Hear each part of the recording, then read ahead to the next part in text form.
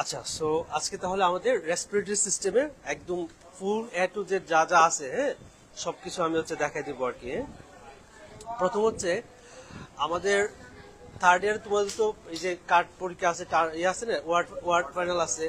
তারপর তোমার আবার মানে একবারে আলটিমেটলি কাজে লাগবে গিয়ে ফাইনাল এমবিবিএস পরীক্ষা।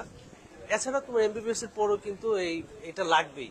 এফসিপিএস পরীক্ষা যখন দিবা তখন কিন্তু এগুলো লাগবে, হ্যাঁ। তো যাই হোক, এ টু জেড কাভার করে সেভাবে আমি টোটালটা বলবো। তাহলে যেহেতু আমাদের আজকে কি রেসপিরেটরি সিস্টেমের এক্সামিনেশন, হ্যাঁ। তো রেসপিরেটরি সিস্টেম এক্সামিনেশনের শুরুতে অবশ্যই আমাদের প্ল্যান থাকবে ডান পাশে দাঁড়াবো। কোন পাশে? ডান পাশে। পেশেন্টের ডান পাশে দাঁড়াবো।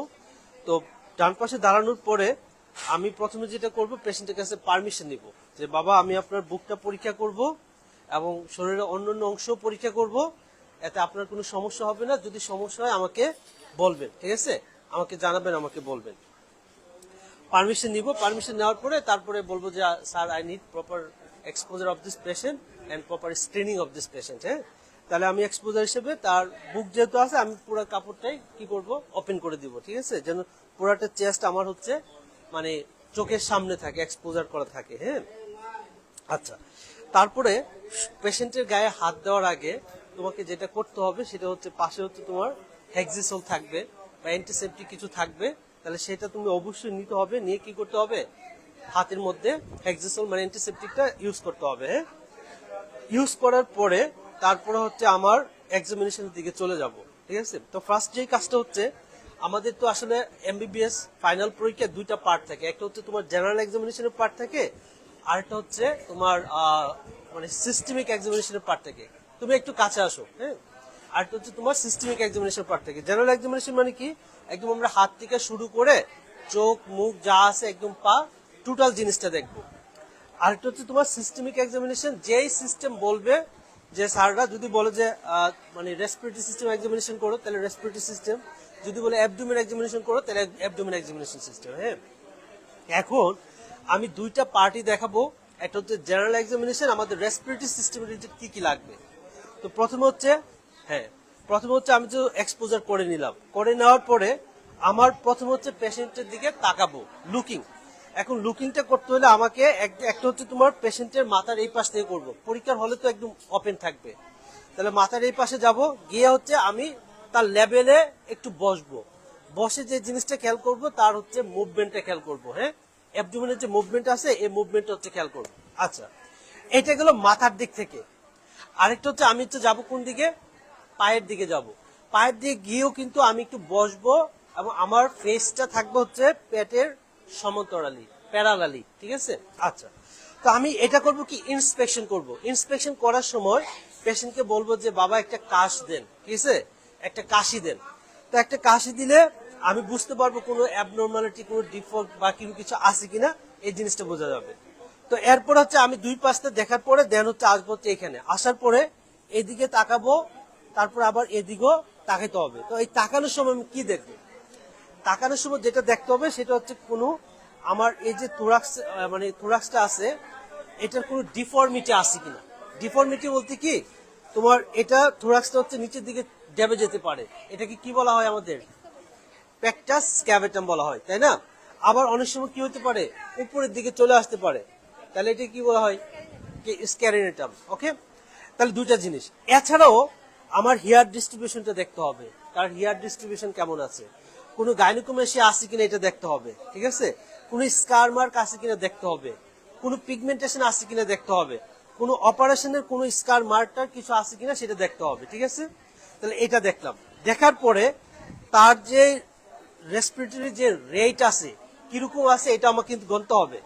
তাহলে রেসপিরেটরি রেটটা গণলাম আমি, একটা নির্দিষ্ট সময়, আমি তো ফুললি 30 সেকেন্ড দেখবো না, হয়তো আমি ধরো যে 5-10 সেকেন্ড দেখবো, এটাকে মাল্টিপ্লাই করে নিব, ঠিক আছে, মাল্টিপ্লাই করে নিব, তার রেটটা কত 1 মিনিটে পাই, তাই তো।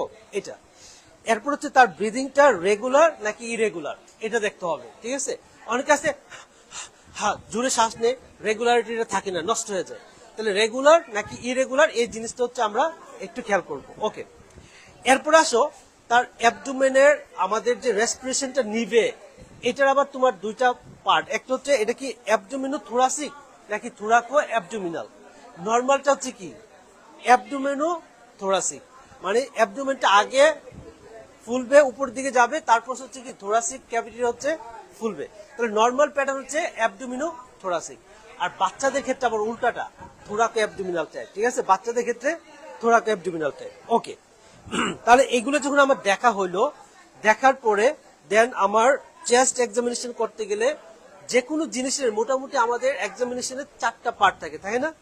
এক নম্বর হচ্ছে ইন্সপেকশন, যেটা আমরা এতক্ষণ বললাম। ঠিক আছে, তারপর হচ্ছে কি পালপেশন। ঠিক আছে, পালপেশন, তারপর হচ্ছে পারকাশন, দেন হচ্ছে অসকালটেশন। ওকে, তাহলে আমি দেখলাম, দেখার পরে পেশেন্টকে কাশি টাশি দিতে বললাম, ইন্সপেকশনের কাজ শেষ। এখন ইন্সপেকশনের সময় আমার শুধু পেশেন্টের শরীর দেখলেই হবে না, আশেপাশে কিছু আছে কিনা। ঠিক আছে, হ্যাঁ, একটা দেখো কাশির পট থাকতে পারে, হ্যাঁ স্পোটাম পট থাকতে পারে, এটা দেখতে হবে। কারণ একটা ডিজিজ আছে তোমার ব্রঙ্কিকটিসিস নাম, ব্রঙ্কিকটিসিস। ওই পেশেন্ট গুলো হচ্ছে অনেক কাশ বের হয়, অনেক পুরুলেন্ট স্পোটাম হয়।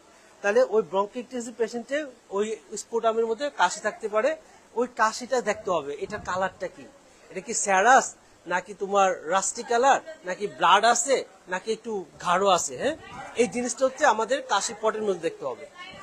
আবার কিছু কিছু রুগী আছে দেখবা, সিওপিডি রুগী বা অনেক লাং যাদের, তাদের সার্জারি করে, তাদের হচ্ছে তোমার একটা মেশিন থাকে, রেসপিরেটরি এক্সারসাইজ মেশিন। হ্যাঁ, বলওয়ালা, যেটা 3টা বল থাকে, দেখো লাল সবুজ হলুদ টাইপ করে। অনেকে হচ্ছে এটা হচ্ছে রেসপিরেটরি এক্সারসাইজের জন্য দেওয়া হয়। তাহলে এই জিনিসটা কিন্তু আমার ইন্সপেকশনে দেখতে হবে। কারণ হচ্ছে তুমি যখন পরীক্ষাতে বলবা স্যারকে, তখন তোমার সারাউন্ডিং জিনিসটা বলতে হবে যে স্যার পেশেন্টের স্পোটাম পড আছে, পেশেন্টের হচ্ছে মানে রেসপিরেটরি এক্সারসাইজ একটা মিটার আছে, ডিভাইস আছে বা মেশিন আছে, এই জিনিসগুলো কিন্তু বলতে হবে। এরপরে আরো হচ্ছে কি তোমার এই যে ক্যানুলা আছে কিনা, ঠিক আছে, কোনো ক্যানুলা আছে কিনা, নেজাল ক্যানুলা, ওই যে অক্সিজেন দেয় না, অক্সিজেন দিলে তোমার নেজাল ক্যানুলাতে কোনো অক্সিজেন দিচ্ছে কিনা। হ্যাঁ হ্যাঁ, ওই যে দুইটা একটা স্যালাইনের মতো একটা ইয়ে থাকে না, নেজাল ক্যানুলা বলে আর কি, ঠিক আছে, তারের মতো। তাহলে এটা আছে কিনা, এই জিনিসগুলো কিন্তু স্যারকে বলতে হবে যে পেশেন্ট ইজ অন অক্সিজেন, হ্যাঁ অক্সিজেন পাচ্ছে, নেজাল ক্যানুলা আছে, স্পোটাম পট আছে, রেসপিরেটরি এক্সারসাইজ একটা মিটার আছে। ওকে, তাহলে এগুলো হচ্ছে আমাদের সারাউন্ডিং কথার মধ্যে না বললে কিন্তু নাম্বার অনেক কেটে দেয়, এবং অনেক স্যাররা হচ্ছে ফেলও করায় যেগুলোর জন্য। মানে তুমি তাহার যে জিনিসগুলো দরকার তার লাইফটাকে কমফোর্ট করার জন্য, সেই জিনিসটা তুমি বলো নাই, তার মানে অনেক স্যাররা এগুলো খুব মাইন্ড করে। ওকে, তাহলে এগুলো হচ্ছে আমাদের ইন্সপেকশনের সময় সবগুলো হচ্ছে খেয়াল করতে হবে। ওকে ওকে, দেন হচ্ছে আমার কি করতে হবে, পালপেশন। তাহলে ইন্সপেকশন গেল, ইন্সপেকশনের সময় কিন্তু আমি তো অ্যান্টেরিয়র সেগমেন্ট দেখলাম, আবার কি দেখতে হবে, ব্যাকও দেখতে হবে। রেসপিরেটরি এক্সামিনেশন 2টা ভাবে করতে বলে, হয় স্যাররা বলতে পারে যে examine this patient chest from front থেকে করতে বলে, মানে সামনে থেকে, অথবা বলতে পারে কি ব্যাক থেকে করো। তাহলে 2 দিক থেকে কি করা যায়, অথবা ডিরেক্টলি বলতে পারে যে তুমি মানে examine this patient respiratory system, তোমার যে কোনো এক সাইড থেকে তুমি শুরু করতে পারো। তাহলে আমার ইন্সপেকশনের পার্ট গেল। ইন্সপেকশনের পরে আমার কি পালপেশন, এখানে আমি কি কি পালপেট করব। প্রথম কাজ হচ্ছে কি ট্রাকিয়া, ঠিক আছে, ট্রাকিয়াটা পালপেট করতে হবে। ট্রাকিয়া পালপেট করার সময় আমাকে যেটা করতে হবে, বালিশটা কিন্তু সরাই দিতে হবে, একদম এক্সটেন্ডেড থাকতে হবে। ঠিক আছে, তাহলে বালিশটা সরানোর পরে দেন হচ্ছে আমি পেশেন্টকে বলবো যে বাবা আমি আপনার শ্বাসনালীতে হাত দিচ্ছি, আপনার একটু ডিসকমফোর্ট ফিল হবে, ঠিক আছে, অস্বাভাবিক একটু ফিল লাগবে, কারণ এটা তো একটা সেন্সিটিভ জিনিস না, একটু অস্বাভাবিক লাগবে। আই উইল বি জেন্টেল, আপনার কোনো সমস্যা হবে না। ঠিক আছে, তাহলে আস্তে করে এদিক থেকে আমরা হাতটা নামাবো। দুই পাশে 2টা মাসেল থাকে না, স্টার্নোক্লেডোমাস্টেট মাসেল, তার টেন্ডন আছে তো, এই টেন্ডন এবং ট্রাকিয়া 2টার মাঝখান দিয়ে আমাদের আঙ্গুল দিব, ইন্ডেক্স ফিঙ্গারটা আমরা দিতে পারি। ওকে, টেন্ডন এবং হচ্ছে ট্রাকিয়ার মাঝখান দিয়ে হচ্ছে ইন্ডেক্স ফিঙ্গারটা আমরা দিব। যে দিক দিয়ে দেখবা যে ইজিলি হাতটা চলে যাচ্ছে, তার মানে ট্রাকিয়া হচ্ছে তার অপর পাশে ডেভিয়েটেড। যেদিকে হাতটা চলে, যদি ধরো যে আমি হাত দিলাম, হাতটা এই পাশে চলে গেল, তাহলে ট্রাকিয়াটা কি ডান পাশে ডেভিয়েটেড হয়ে গেছে। ওকে, তাহলে এই যে ট্রাকিয়াটা ডান দিকে আসছে, এটার অনেকগুলো কারণ থাকতে পারে। কারণগুলো কি কি, যদি ট্রাকিয়াটা ডান দিকে শিফটেড হয়, তাহলে এই লাংসের আপার যে পোর্শনটা আছে, এই পোর্শনটা কলাপস হয়ে গেছে, তাহলে এটা একটা আমার ডায়াগনোসিস আসবে, লাং কলাপস। ঠিক আছে, আবার ট্রাকিয়াটা যদি ডান পাশে শিফটেড হয়, তাহলে হ্যাঁ হ্যাঁ, এটা হতে পারে যে ডান পাশের উপরে যে লাংয়ের পোর্শনটা আছে এই লাংটা সার্জারি করে কেটে ফেলছে, অর্থাৎ অনেকের টিবি হয়, টিবি থেকে তোমার লাংসটা নষ্ট হয়ে যায়, কেটে ফেলে। অনেকের ধরো যে অ্যাবসেস হয় লাংসে, ওইটা ট্রিটমেন্টে কোনো রেসপন্স করে না, ওই তখন হচ্ছে কেটে ফেলে।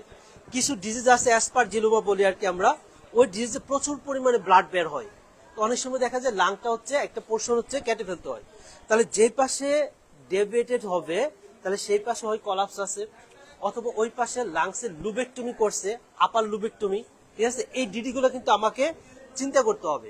অথবা এই দিকে ধরো যে এত পরিমাণে বাতাস জমছে, যেটাকে আমরা কি বলি নিমোথোরাক্স, সো বেশি বাতাসের দরুন কি হবে, এটাকে এদিকে ঠেলে পাঠাই দিবে। তাহলে বাতাসের জন্য, নিমোথোরাক্সের জন্য তোমার ট্রাকিয়াটা শিফটেড হতে পারে। অথবা এই পাশে এত পরিমাণে পানি জমছে, প্লুরাল ইফিউশন হয়েছে, এটাও কি করতে পারে, এই পাশে তাকে চাপাই দিতে পারে। তাহলে অনেকগুলা আমাদের ডায়াগনোসিস, ডিফারেন্সিয়াল ডায়াগনোসিস চলে আসছে না। সো এইগুলা হচ্ছে তোমার ট্রাকিয়া শিফটেড কিনা এটা দেখে আমরা বুঝবো, ঠিক আছে। এরপর হচ্ছে তোমার ট্রাকিয়া তো সেন্ট্রালও থাকতে পারে, তাই না। নর্মাল পার্সনের ক্ষেত্রে কি হয়, ট্রাকিয়াটা একটু রাইটের দিকে শিফটেড থাকে, হালকা রাইটে শিফটেড থাকে, আমাদের সবার গুলাই কিন্তু হালকা ডান দিকে একটু শিফটেড আছে, বুঝতে পারছো। এটা হচ্ছে নর্মাল, হ্যাঁ, নর্মাল পার্সন। অথবা আমরা এটাকে রাইটে হালকা শিফটেড থাকে, বা এটাকে আমরা সেন্ট্রাল পজিশনও বলে থাকি আর কি অনেক সময়, হ্যাঁ বলি। তো ট্রাকিয়া যদি সেন্ট্রালি থাকে, আমরা কিছু কিছু ডিজিজের ক্ষেত্রে সেন্ট্রালি পাইতে পারি। সেটা হচ্ছে যদি কারো নিউমোনিয়া হয়, তাহলে ট্রাকিয়া হচ্ছে কোনো দিকে শিফটেড হয় না, ঠিক আছে। নিউমোনিয়া যদি হয় আর কি, তাহলে ট্রাকিয়াটা সেন্ট্রালি থাকতে পারে। যাও, তাহলে ট্রাকিয়াটা ডেভিয়েশন হয়েছে কিনা এটাও কিন্তু তোমাকে একটা ডায়াগনোসিস দিকে নিয়ে যাচ্ছে। তাহলে এই জন্য আমরা কি করতে হবে, প্রথমে ট্রাকিয়াটা দেখতে হবে। তাহলে আমি দেখলাম ট্রাকিয়া, ট্রাকিয়া দেখার পরে আরো কিছু কাজ আমাকে করতে হবে পালপেশনে। সেটা হচ্ছে আমাদের এখানে একটা সেকেন্ড ইন্টারকোস্টাল স্পেস আছে না, লেফট আপার যে পোর্শনের যে সেকেন্ড ইন্টারকোস্টাল স্পেসটা, এখানে আমি হচ্ছে আমার আঙ্গুলটা এভাবে রাখবো, হ্যাঁ, চারটা আঙ্গুলের যে প্যাড আছে না, প্যাড গুলো হচ্ছে এভাবে রাখবো, হ্যাঁ, এভাবে রেখে আমি ফিল করি, আমি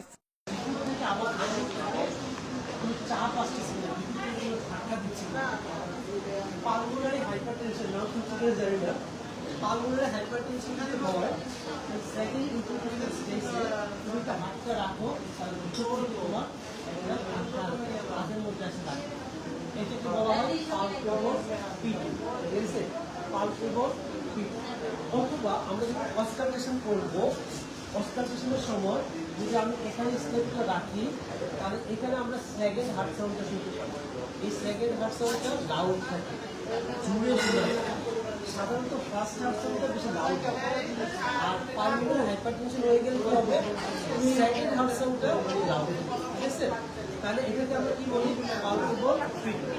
এটা হচ্ছে ধরো একটা পেশেন্টের সিওপিডি পেশেন্ট আছে না, অথবা লাংস ফাইব্রোসিস হয়ে গেছে, সেই সকল পেশেন্টের ক্ষেত্রে পালমোনারি হাইপারটেনশন হয়ে থাকে। তাহলে আমি পালপেবল পিটি আছে কিনা সেটা আমার পালপেশনের মধ্যে আমি দেখে নিলাম। লাং ফাইব্রোসিস, ঠিক আছে, লাং ফাইব্রোসিস অথবা সিওপিডি পেশেন্টের ক্ষেত্রে তোমার পালপেবল পিটিটা পাওয়া যায়, পালমোনারি হাইপারটেনশন পাওয়া যায়, অথবা হার্টের ডিজিজের জন্য পালমোনারি হাইপারটেনশন হতে পারে। এবার আসো, এইটাকে বলা হয় লেফট প্যারাস্টাইনাল ডিজিজ, হ্যাঁ। এখানে আমি যদি হাতটা রাখি, তাহলে ভিতর থেকে একটা জিনিস আমার হাতের মধ্যে কাঁদি দিই, এটা লেফট প্যারাস্টাইনাল হিপ, ঠিক আছে। তো এই লেফট প্যারাস্টাইনাল হিপকে আমরা সাধারণত পালমোনারি হাইপারটেনশনের ক্ষেত্রে পেয়ে থাকি। তাহলে খেয়াল করো, এক নম্বর হচ্ছে ট্রাকিয়া, দুই নম্বর হচ্ছে পালপেবল পিটি, তিন নম্বর হচ্ছে লেফট প্যারাস্টাইনাল হিপ।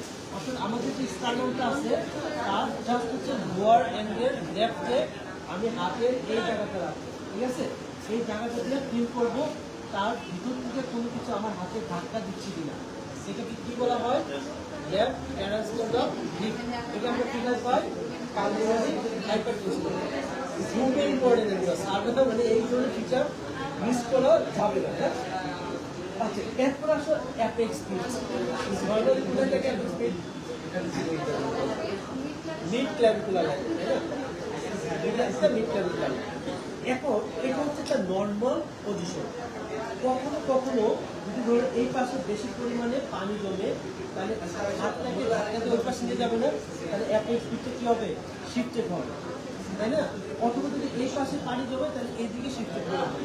তাহলে অ্যাপেক্স ফিটটা বিশিষ্ট জায়গা আছে কিনা এটা দেখার জন্য আমি হাতটা এইভাবে রাখছি। হ্যাঁ, প্রথমে এইভাবে রাখবো, রাখার পরে দেখবো আমি এখানে ভালো ফিল করতেছি নাকি এখানে ফিল করতেছি নাকি এখানে ফিল করতেছি, কোন আঙুলটাতে আমার অ্যাপেক্স ফিটটা আমার হাতে লাগতেছে। তারপর ওইটা লোকালাইজ করতে করতে এটা ফিল করতে করতে আমি পয়েন্ট ফিল করে ফেলবো আসলে অ্যাপেক্স ফিটটা কোন জায়গায় আছে। হ্যাঁ, তো এই ক্ষেত্রে এই জায়গাটা আছে, এই জায়গা আছে, ঠিক আছে, এই জায়গাটা আছে, তাহলে অনেকটা হচ্ছে তার সিটি আছে। হ্যাঁ, নর্মাল পজিশন। এই জিনিসগুলো আমার কি করলাম পালপেশনের ক্ষেত্রে আমি নিয়ে নিলাম। একটা হচ্ছে পজিশনের ক্ষেত্রে palpable PT left parasternal heave, আর হচ্ছে কি অ্যাপেক্স ফিটের লোকেশন। এরপরে আসলে তোমার যেটা করতে হবে সেটা হচ্ছে চেস্ট এক্সপানসিবিলিটি দেখতে হবে। চেস্ট এক্সপানসিবিলিটি দেখার সময় আমি হাতটা এইভাবে রাখি, ঠিক আছে, এইটা দেখো, এটা আঙুল রাখুন না, জুড়ে টানতে না, হালকা করে হচ্ছে আমি রাখবো।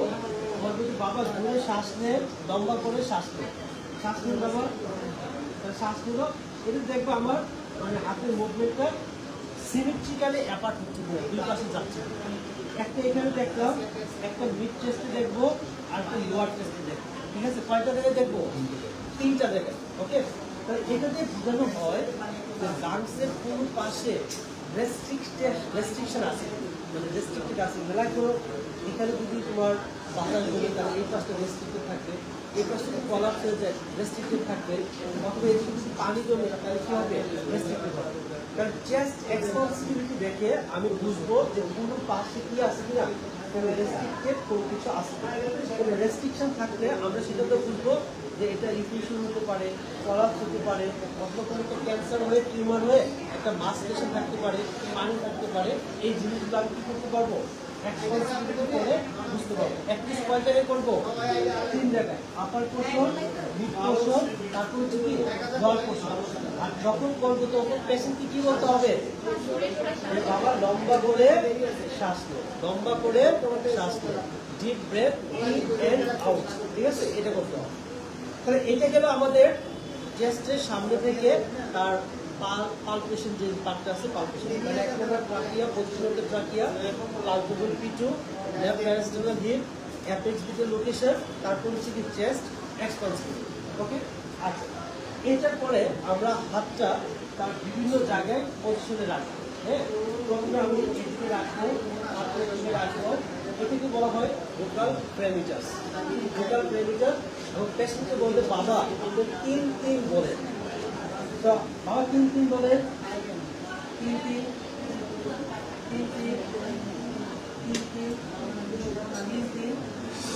প্রত্যেকটা ইন্টারন্যাশনাল স্পেস আছে না, তুমি সবগুলো তো দেখতে পারো, আবার ধরো যে একটা গ্যাপ দিয়ে গ্যাপও দেখতে পারো। তাহলে 3 বলবে, তুমি হাতে প্রেস করবে, এই পাশের সাথে এই পাশে কম্পেয়ার করতে হবে। তোমার হাতের যে ভাইব্রেশনটা, এই যে 3 বলতেছে না, তাহলে ভিতর থেকে কি আসবে, একটা ভাইব্রেশন আসবে, এই ভাইব্রেশনটা তোমার হাতে সেম ফিল হচ্ছে কিনা এটা তোমাকে দেখতে হবে।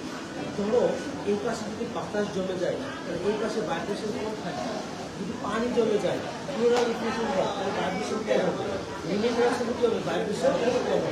তাহলে আমাকে 3 বলে বলে আমি কি করবো, আমি হচ্ছে বুঝিয়ে দিলাম। তাহলে প্রথম হচ্ছে অ্যাপেক্স দিকে রাখবো, 3, তারপরে এখানে 3, তারপরে এখানে, তারপরে এখানে, তারপরে এখানে, তারপরে মিড এক্সিলারকে চলে যাবো। হ্যাঁ, মিড এক্সিলারকে অ্যাটলিস্ট দুইটা জায়গায় এই পাশে, আবার 2টা জায়গায় এই পাশে আমার দেখতে হবে। এটাকে বলে ভোকাল প্রেমিটাস। তার দেখো পালপেশনে কিন্তু আমার কয়েকটা কাজ, একটা পজিশনকে trachea, palpable P two, left parasternal heave, apex beat, তারপর হচ্ছে চেস্ট এক্সপানসিবিলিটি, দেন কি ভোকাল প্রেমিটাস। ওকে, তাহলে ইন্সপেকশন গেল, পালপেশন গেল। এবার আসলে এরপরে কোনটা পার্ট, পারকাশন। তাহলে পারকাশন করতে কি করতে হবে, বাইরে যেতে হবে, তাই না? সো বলতে হবে যে বাবা আমি আপনার বুকে ক্যাম্প করতে যাচ্ছি। হ্যাঁ, আঙ্গুল দিয়ে আপনার বুকে আমি একটু পরীক্ষা করতে যাচ্ছি, এতে আপনার খুব একটা সমস্যা হবে না। যদি সমস্যা আমাকে বলবেন, আমি এই বিষয়ে সতর্ক হব। হ্যাঁ, তাহলে হচ্ছে আমরা তাকে, কারণ হচ্ছে এটা তো ক্যাম্প করতে কিন্তু আঙুল একদম কিন্তু আঙুল আছে। তাহলে আমার কাজ হচ্ছে প্রথমে কি করবো, অ্যাপেক্স আছে আমাদের দুই পাশে পাশে এখানে এখানে এখানে প্রত্যেকটি স্পেসে এখানে এখানে এখানে এখানে প্রত্যেকটি স্পেস ধরে ধরে আমি নিচে থেকে আসবো। তারপরে আবার কি করতে হবে, এই পাশে মিড এক্সিলেন্ট যে লাইন আছে, মিড এক্সিলেন্ট লাইন দিয়ে আমাকে কিন্তু ট্যাপ করে আসতে হবে। তো প্রথম হচ্ছে আমি জাস্ট এটি ধরে দিলাম, তারপরে এই পাশে করবো, তারপরে এই পাশে করবো, তারপরে এই পাশে দুই পাশে সিমেট্রিক্যাল করবো, পুরো পাশে মানে একটু রেজোনেন্ট, নরমাল রেজোনেন্ট লাংসের মধ্যে কি আছে, বাতাস আছে, বাতাসের মধ্যে যদি বাড়ি দেয় তাহলে কি আছে, রেজোনেন্ট টাইপ আছে, রেজোনেন্ট আছে, রেজোনেন্ট রেজোনেন্ট। তারপরে কি করবো, আবার মিড এক্সিলারেটে চলে যাবো। হ্যাঁ,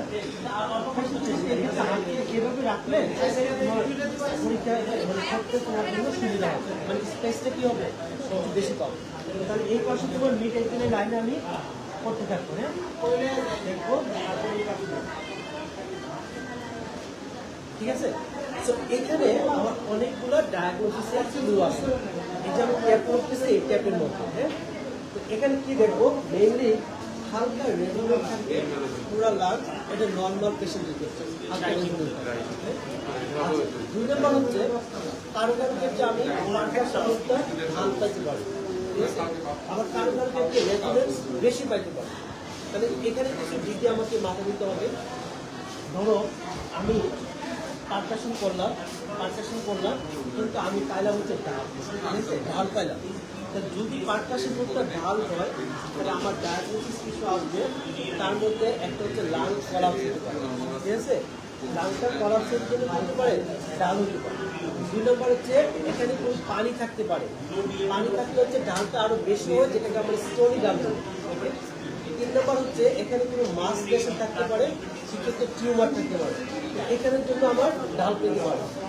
4 নম্বর হচ্ছে ধরো এই লোয়ার পোর্শন থেকে আমি ডাল পাই, এরকম হতে পারে আমাদের যে ডায়াফ্রামটা আছে না, এটা হচ্ছে উপরের দিকে উঠে আসছে, মানে এমনি হয় ডায়াফ্রামটা প্যারালাইজ হয়ে গেছে, অথবা পেটের নিচ থেকে কোনো অর্গান তাকে ধাক্কায় উপরে নিয়ে ডায়াফ্রাম নিচে উপরে উঠে আসে, তাও কি পাইতে পারে, ডাল পেতে পারে।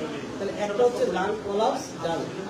দুই নম্বর হচ্ছে তোমার অথবা প্লুরা আছে না, প্লুরাটা কিন্তু মোটা হয়ে যায়, থিকেজ হয়ে যায়, অ্যাসবেস্টোসিস একটা ডিজিজ আছে, বুঝতে পারছো, অ্যাসবেস্টোসিস, ওইখানে প্লুরা থেকে মোটা, অথবা অনেকের ক্ষেত্রে মেটাস্টিস হয়ে হতে পারে, বা বিভিন্ন কারণে প্লুরা থেকে মোটা হতে পারে, সেই ক্ষেত্রে আমি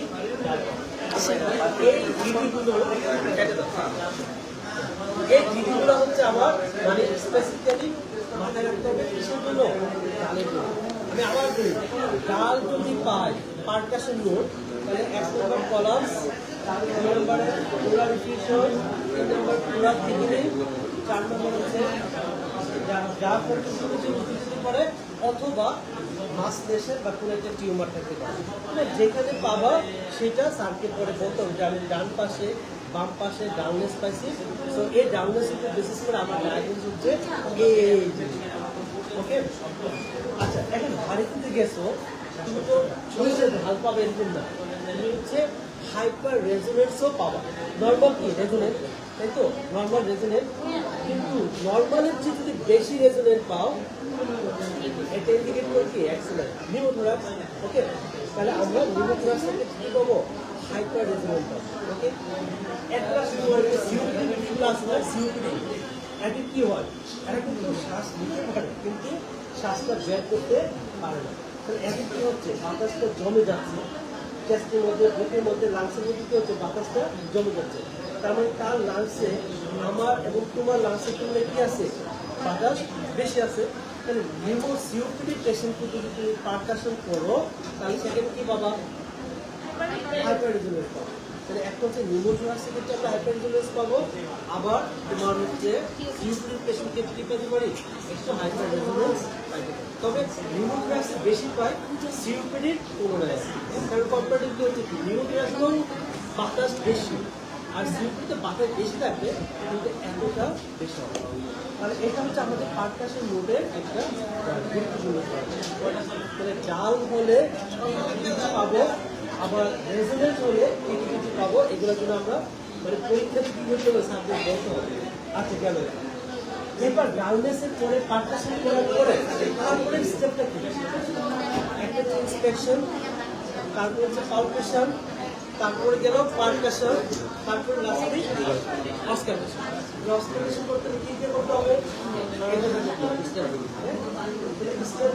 অস্কারপেশন করবো, রুগীকে বলতে হবে যে বাবা আমি এটা দিয়ে এই মেশিনটা দিয়ে আপনার রুগীকে শব্দ শুনবো, ঠিক আছে? এগুলো কিন্তু করার সময় সময় আবার বলতে হবে যে বাবা আমি আপনার বুকে শব্দ শুনবো এই মেশিনটা দিয়ে আপনার কোনো সমস্যা হবে না, আপনি একটু লম্বা করে কি করেন শ্বাস নেন, ঠিক আছে? তাহলে বলতে হবে যে বাবা আপনি লম্বা করে শ্বাস নেন, শ্বাস ছাড়েন, শ্বাস নেন, শ্বাস ছাড়েন। আমি এইটাতে কি শুনবো? মেনলি আমাদের ব্রেথ সাউন্ডটা শুনবো, তাই না? নর্মাল ব্রেথ সাউন্ডটা শুনবো, রেসিকুলার ব্রেথ সাউন্ড, তাই না? নর্মাল যেটা আমরা বলে থাকি। আচ্ছা, এখানে যেটা আছে আমাদের ট্রাকিয়া, এখানে আমরা একটা ব্রেথ সাউন্ড কি বলা হয়? Bronchial breath sound.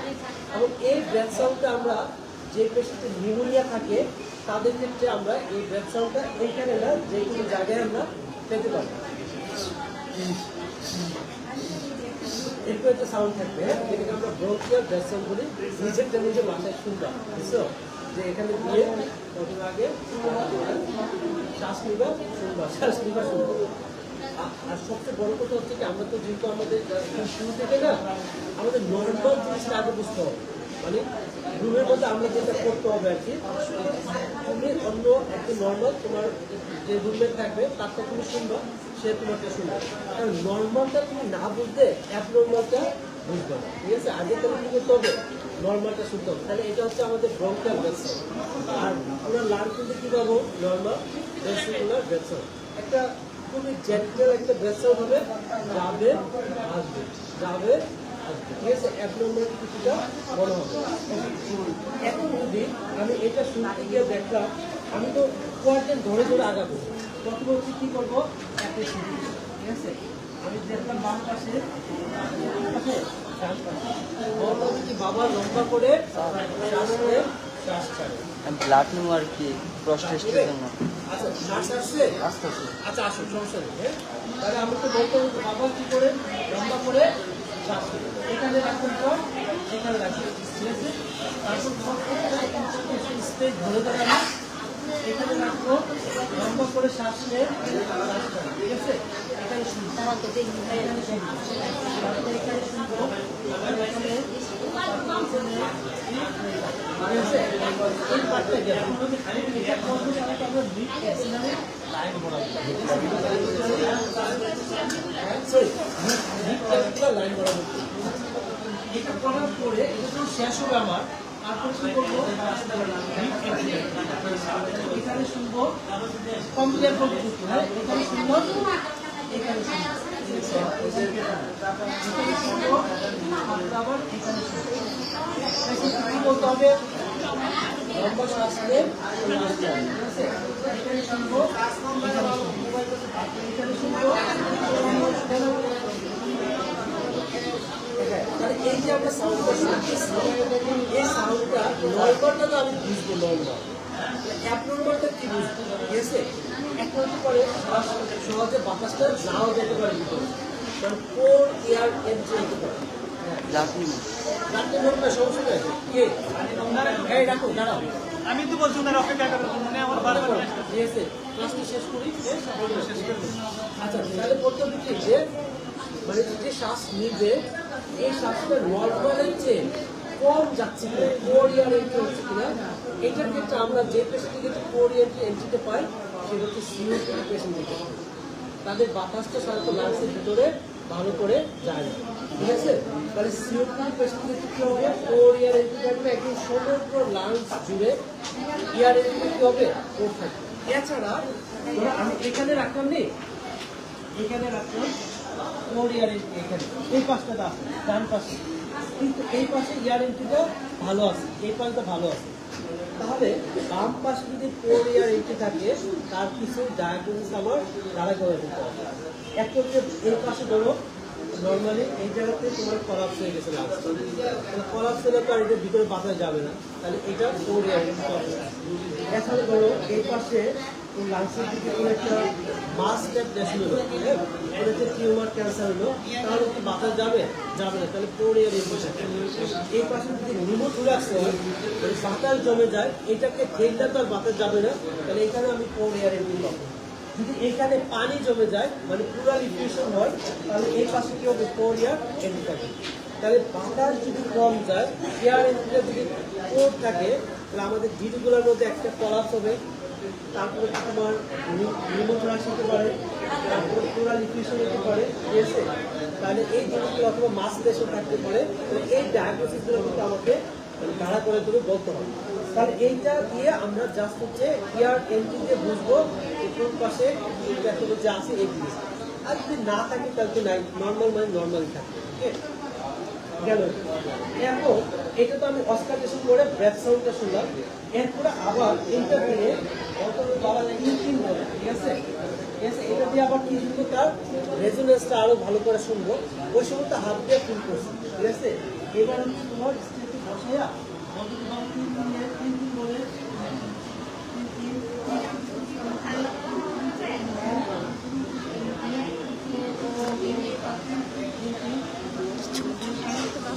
তারপরে হচ্ছে মিড এক্সিলারি লাইনে শুনতে হবে, হ্যাঁ?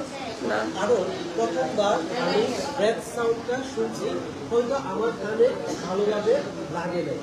যখন আমি তিন বলবো তখন দেখা যাবে তোমার এদিকে যদি বাতাস থাকে তাহলে শব্দটা কম শুনবে, এদিকে যদি পানি থাকে তাহলে শব্দটা কম শুনবে। কিন্তু যদি বাতাস ইয়াদি থাকে, তোমার মাসলেশন যদি থাকে, টিউমার থাকে, তাহলে শব্দটা বেশি শুনবে। আমরা জানি না শব্দ এই শূন্যস্থানের যে তোমার কোনো একটা সলিড বস্তুতে কি হয়, দ্রুত পাস করে, তাহলে আমাদের টিউমার যদি হয় তাহলে কি এটা একটা সলিড প্রোডাক্ট না? সলিড প্রোডাক্ট থাকলে এখানে সাউন্ডের ট্রান্সমিশনটা কি হবে? বেশি থাকবে। তাহলে টিউমার হলে কি শুনবো আমরা? বেশি, ঠিক আছে? এবং এটা যখন শুনবো তখন এখানে যে ব্রঙ্কিয়াল যে সাউন্ডটা আছে, এই সাউন্ড যদি এদিকে শুনে তখন আমরা সেটা পেশেন্টকে নিউমোনিয়া হচ্ছে, হ্যাঁ? এদিকে ব্রঙ্কিয়াল সাউন্ড থাকে। তাহলে এই যে আমার রেজোনেন্সটা দেখা, এটাতেও কিন্তু আমার অন্য অন্য ডায়াগনোসিসের সাথে একটা কোরিলেশন করতে হবে। পালমোনারি ইডিমাতে কম শুনবার, ওখানে আবার আরেকটা শব্দ শুনতে হয়, সেটা আমি বলতেছি, যেটা হচ্ছে নর্মাল যে আমি ব্রেথ সাউন্ডটা শুনবো তার সাথে অন্য সাউন্ড আছে কিনা সেটা শুনতে হবে। অন্য সাউন্ড মানে এগুলোকে আমরা বলি অ্যাডেড সাউন্ড। একটা হচ্ছে হিস বা রং, আর একটা হচ্ছে ইনফিটেশন, ঠিক আছে? একটা হচ্ছে ইনফিটেশন। এই দুইটা কখন হয়? আমাদের ব্রঙ্কিয়াল থাকে না, ব্রঙ্কিয়াল একটু ছোট ছোট ইয়ার হয়ে না, লেয়ারও এগুলো হচ্ছে স্পাজম হয়, হ্যাঁ? স্পাজম হয়। এই স্পাজম যখন হবে তখন শব্দ হবে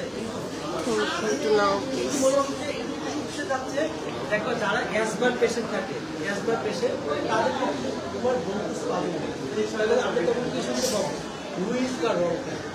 সাধারণত আমরা যদি যে তোমার আছে না সিউপিনিক ক্ষেত্রে অনেক সময় তোমার থাকে, তাদের ক্ষেত্রে কি করতে পারি? ভয়েস পাইতে পারি অথবা রং পাইতে পারি। তবে প্রিডমিনেন্টলি রংটা পাওয়া যায় তোমার অ্যাজমার সাথে, ঠিক আছে? অ্যাডেড সাউন্ড কয়টা? দুইটা। একটা হচ্ছে রং কায়দা হুইল, আর হচ্ছে বললো যে পানি জমে, তাই না? পালমোনারি ইডিমা হয়, ওই পালমোনারি ইডিমা হলে তখন হচ্ছে ক্র্যাকেলস, ঠিক আছে? কারণ আমাদের অ্যাম্বুলেন্স বলতে পানি জমে, যখন বাতাসটা যায় তখন পানির সাথে বাতাসের একটা ঘর্ষণ হয়। এই ঘর্ষণটা হলে তখন একটা সাউন্ড, যেমন পাতা আছে না, গাছের পাতা, শব্দ পাতা, যেগুলো একটা মর্মর শব্দ হয়, এরকম একটা শব্দ হচ্ছে। তাহলে এটাকে বলা থেকে মানে ক্র্যাকেলস বলি, ঠিক আছে? তাহলে ক্র্যাকেলসটা আমরা বুঝতে পেতে পারি অথবা নিউমোনিয়া হইলো তোমার এই অ্যাম্বুলেন্সের মধ্যে পানি জমে, তাহলে সেখানেও পেতে পারি। অথবা ধরো কোনো কারণে একটা সিউপিনিক পেশেন্ট ইনফেকশন হয়, কারণ সিউপিনিক কিন্তু ইনফেকশন হয় না, যদি ইনফেকশন হয় তখন ইনফেকশন হলেও তোমার অ্যাম্বুলেন্সের মধ্যে পানি জমে, ঠিক আছে? ওই পানি জমে কি পাবো? ক্র্যাকেলস পাবো।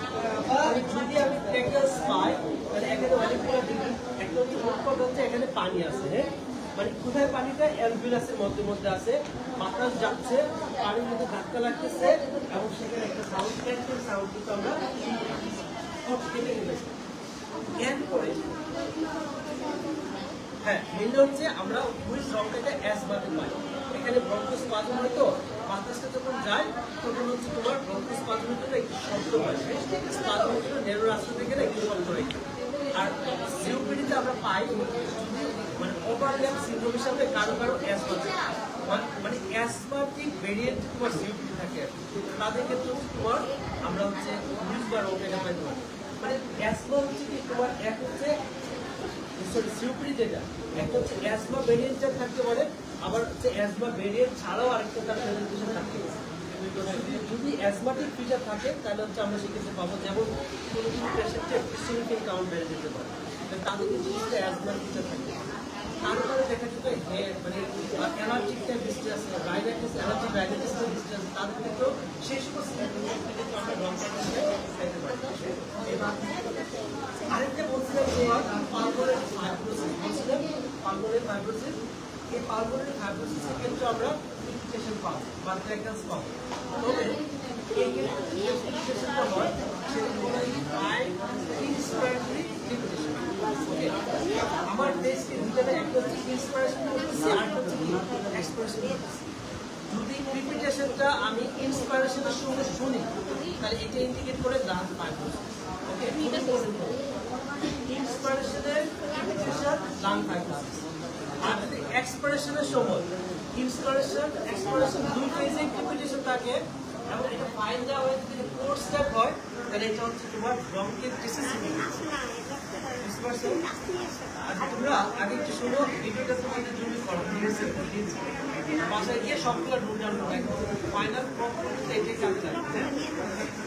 তাহলে দেখো আমরা কোন টেস্টের মধ্যে দুইটা ফেজ শুনবো, একটা হবে তোমার কোর্স আর হচ্ছে কি আরেকটা শুনতে হবে যেটা ইন্সপায়ারেটরি ফেজে আছে নাকি এক্সপায়ারেটরি ফেজে আছে, ঠিক আছে? তাহলে দুইটা কন্ডিশন, দুইটা সাউন্ড, একটা কোর্স আর হচ্ছে ফাইন ইন্সপায়ারেটরি ফেজে নাকি এক্সপায়ারেটরি ফেজে। যদি ধরো এটা ফাইন ইন্সপায়ারেটরি প্রিপিটেশন হয় তাহলে এটা পাবো কোথায়? ফাইব্রোসিসে। খুব ইম্পর্টেন্ট, ফাইব্রোসিস অনেক কারণে হয়, ঠিক আছে? টিউবারকুলোসিস যদি হয় টিবি থেকে ফাইব্রোসিস হতে পারে, কারো ধরো যে রিউমাটয়েড আর্থ্রাইটিস আছে, অ্যাসিডি আছে, কানেকটিভ ডিজিজ আছে, সেখান থেকে ফাইব্রোসিস হতে পারে। কারো রেডিওথেরাপি দিচ্ছে সেখান থেকে ফাইব্রোসিস হতে পারে। তাহলে ফাইব্রোসিসের ক্ষেত্রে ফাইন ইন্সপায়ারেটরি প্রিপারেশনটা পাবো। ওকে, আর যদি ধরো কোর্স প্রিপারেশন থাকে এবং ইন্সপায়ারেশন এক্সপায়ারেশন দুইটা ফেজে থাকে তাহলে এটা ইন্ডিকেট করি কি ব্রঙ্কিওলটিস, ঠিক আছে? তাহলে প্রিপারেশনটা কিন্তু আমার জন্য খুবই গুরুত্বপূর্ণ। তাহলে গেল এটা, তাহলে আমি ভোকাল রেজোনেন্ট দেখলাম, তারপর হচ্ছে ব্রেথ সাউন্ড দেখলাম, বাই অসকালটেশন, ঠিক আছে? এখন কি করতে হবে, আমার আদার্স পার্টগুলো দেখতে হবে। জেনারেল এক্সামিনেশন যে পার্ট আছে এটা আমার ওয়ার্কসেল মানে রেসপিরেটরি সিস্টেমের প্রপারলি কি হলো শেষ হলো। শেষ হওয়ার পরে ব্যাক কি করতে হবে, পেশেন্টকে তার যে মানে কাপড় আছে এটা গায়ে দেওয়া দিতে হবে সুন্দর করে। তারপর হচ্ছে তার কাছে ধন্যবাদ বাবা আমাকে সহযোগিতা করার জন্য। তাহলে এটা হচ্ছে আমরা কি করলাম, চেস্টের সামনে দিয়ে গেলাম, তাই না? যদি ব্যাক থেকে করি একই, ব্যাক থেকে কি কি আমার হচ্ছে টাকিয়া দেখা যায় না আর কি, ব্যাক থেকে সামনের দিকে দেখতে হবে, পাতপেটের পিঠের সামনের দিকে দেখতে হবে, প্যারাস্টামাল হিপ সামনের দিকে দেখতে হবে, অ্যাপিক্স পিঠ সামনের দিকে দেখতে হবে। তাহলে ব্যাক থেকে আমি হচ্ছে এক্সপানসিভিটি দেখবো, তারপর ভোকাল ক্যারেক্টার দেখবো, প্রত্যেকটা বড় ধরে, তারপর হচ্ছে তোমার পার্টিশন করতে পারবো, তারপর অস্কালটেশন করতে পারবো। এগুলো হচ্ছে আমি কী করবো, ব্যাক থেকে যখন করবো তখন আমি পেশেন্টকে বসাবো, মানে শোয়াবো না, তখন পেশেন্টকে বসাতে হবে। বাবা বসে এবং পিঠটা হচ্ছে আমার নাম, ঠিক আছে? আমার দিকে পিঠ দিয়ে সে হচ্ছে বলবে, বাবা বসতে পারবেন, পিঠটা আমার দিকে ঘোরাই দেবে, হ্যাঁ? এদিকে ওদিকে ঘুরুন বাবা, এই পজিশনে আসবে, ঠিক আছে? এই পজিশনে আসার পরে প্রথমে আমি কি করবো, একটু দেখে নিব, হ্যাঁ? দেখে নিব স্পেশালি কোনো ডিফর্মিটি আছে কিনা। অনেক সময় শোল্ডার একটা নিচে চলে যেতে পারে, কারণ এই পাশে লাংসটা সার্জারি করে কেটে ফেলছে, ঠিক আছে? সার্জারি করে কি সার্জারি করে যদি এই পাশে লাংটা কেটে ফেলে তাহলে এই পাশে শোল্ডার একটু নিচে চলে যেতে পারে, ডিফর্মিটি হতে পারে। তাহলে একটু ডিফর্ম আছে কিনা এটা দেখতে হবে, কোনো সার্জিক্যাল মার্ক আছে কিনা দেখতে হবে, ডিসকার আছে। তারপরে আমার এক্সপান্সিভিটি দেখবো তিনটা রিজনে, হ্যাঁ? তারপর হচ্ছে আমার ভোকাল ফেমিটাস, তারপর হচ্ছে পারকাশন, ঠিক আছে, প্রত্যেক টেস্টে ধরে ধরে পারকাশন, তারপর অস্কারটেশন, বাস তোমার হচ্ছে পিছন থেকে ব্যাকটা করবে। এই হচ্ছে আমাদের কি রেসপিরেটরি সিস্টেমের পার্ট। লাস্টে অবশ্যই তাকে ধন্যবাদ দিতে হবে এবং তার গায়ের কাপড়টা কি করে দিতে হবে, তাহলে এটা হচ্ছে আমাদের রেসপিরেটরি প্রপার পার্ট। এর সাথে আমাদের আজ পরবর্তীতে যেটা করতে হবে জেনারেল এক্সামিনেশন। জেনারেল এক্সামিনেশন হাত থেকে শুরু করে একটু অ্যানিমিয়া টেনিমিয়া যা আছে এটা দেখতে হবে। লাস্টে পায়ে ইডিমা আছে কিনা এটা কিন্তু দেখতে হবে, বায়োলেটারাল ইডিমা আছে কিনা। কারণ তুমি কিন্তু পেশেন্টকে পালমোনারি হাইপারটেনশন পর পালমোনারি ডেভেলপ করে পর পালমোনারি পেশেন্টে তোমার পায়ে ইডিমা থাকে, বুঝতে পারছো? ওকে, আচ্ছা, এই তোমার যদি লুক কই আসো।